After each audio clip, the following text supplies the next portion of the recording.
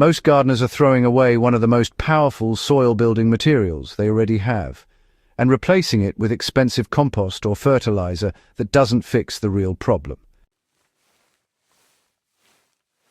Cardboard.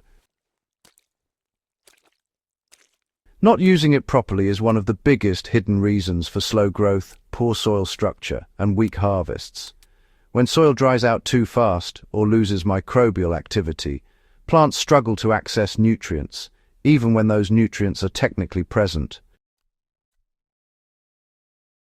And here's where most people go wrong. They either ignore moisture balance completely or overwater trying to compensate.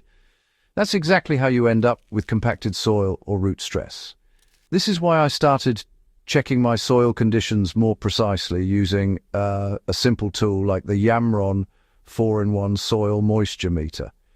It tells me instantly if my beds are too dry, too wet, or out of range, which saves a lot of guesswork. I'll leave the exact one I use in the description if you want to check it out. But the real shift happens when you combine that awareness with what cardboard actually does underground. So, what most people don't realize about cardboard in soil is this. Cardboard isn't just a weed barrier. That's really the beginner level understanding. In real garden systems, cardboard acts as a slow-release carbon layer that, feeds microbial life, stabilizes moisture, and creates structure in soil that would otherwise collapse or honestly dry out too quickly. But here's the part most advice misses. How you apply it determines whether it helps your soil or, stalls it. If you just throw cardboard on top and forget about it, you're not getting the real benefit. You're creating a temporary cover, not an active composting layer. The difference comes down to activation. Why does your soil struggle without a carbon base? In raised beds and even open ground gardens, nutrients don't stay where you put them unless the soil has structure. Without enough carbon, soil becomes unstable. It either drains too fast or, compacts too easily. I've tested this across multiple setups: raised beds, grow bags, and even small hydroponic transitions where organic inputs are introduced into media. The beds that had a carbon base always performed better. Better moisture retention, stronger root systems, and noticeably faster plant growth. That's where cardboard changes everything. Here's how I actually use cardboard to build soil fast. I don't compost cardboard separately anymore. I use it directly in the garden. In a standard raised bed, I start by laying down a single layer of plain brown cardboard. No glossy prints, no heavy ink, just basic untreated cardboard. Then I soak it. Not lightly. Properly soak it until it's fully saturated. This step matters because dry cardboard repels water at first and slows everything down. Once it's wet, I layer organic material on top.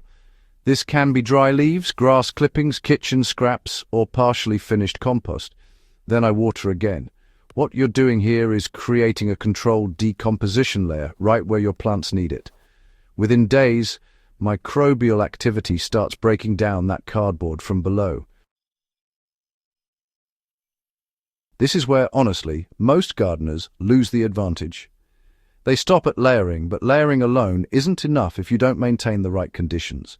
The cardboard needs to stay just slightly moist to keep microbial activity alive. If it gets too dry, decomposition slows down dramatically. But if it's too wet, you end up reducing oxygen flow. This balance is where most people, tend to fail, and it's why results can vary so much from one garden to another.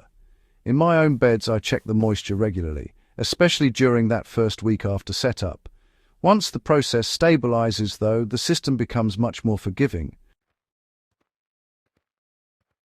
So, what actually happens underground after just a few days? This is the part, honestly, most gardeners never get to see.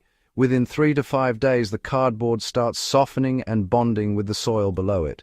Earthworms move in, and microbial colonies begin to expand.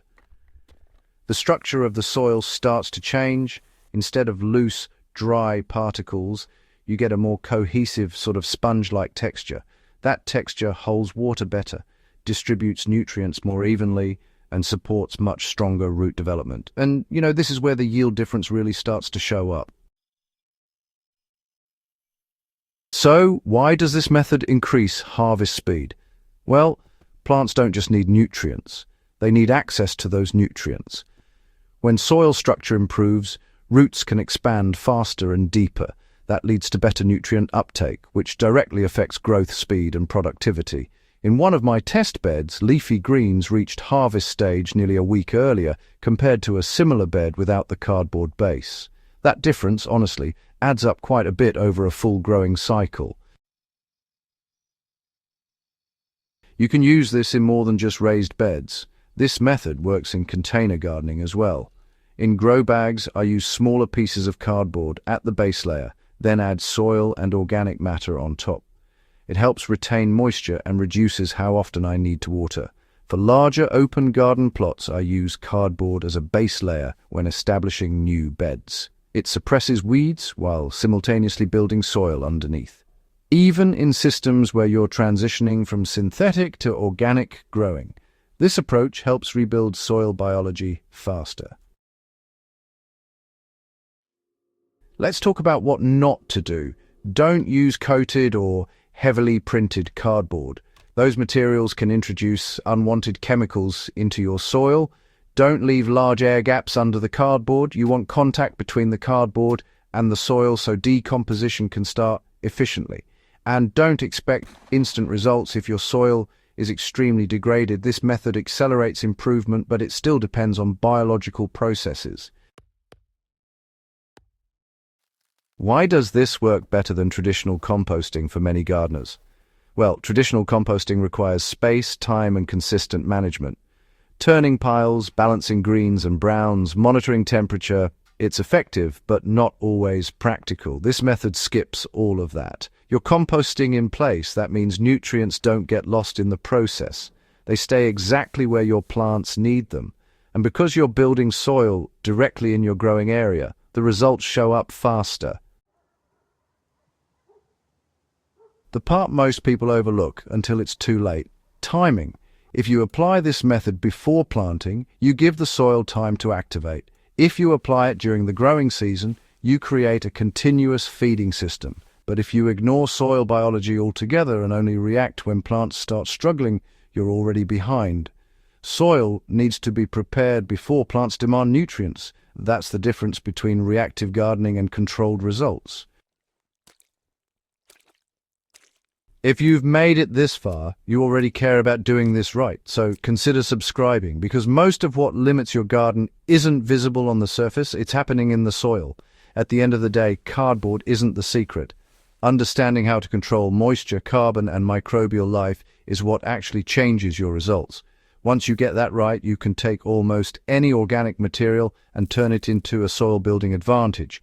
That's when your garden stops being unpredictable and starts producing consistently. Subscribe if you want more practical methods like this, and share this with someone who's still struggling with weak soil or slow harvests.